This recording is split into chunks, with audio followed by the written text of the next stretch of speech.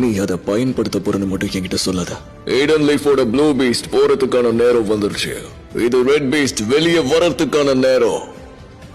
நீ அவன் பேரை கேட்டு நல்லா ஞாபகம் வச்சுக்கோ ககாஷி. ஏய், உன் பேர் என்ன? மைட் காய். இங்க இருக்க எல்லாரை விட நான் பலசாலி ஆகி காட்டுறேன். ஆஷிராமாக்கு அப்புறம் என்ன சந்தோஷப்படுத்தின ஒரே ஆள் நீதான். உன்னால இதுக்கு மேலையும் முடியும்னா வேற ஏதாவது வித்தா இருந்தா அதை எனக்கு காட்டு. மைட் காய் யூஸ் பண்ற இந்த மூவ் என்னது? இது 18 கேட்ஸ் ஃபார்மேஷன்.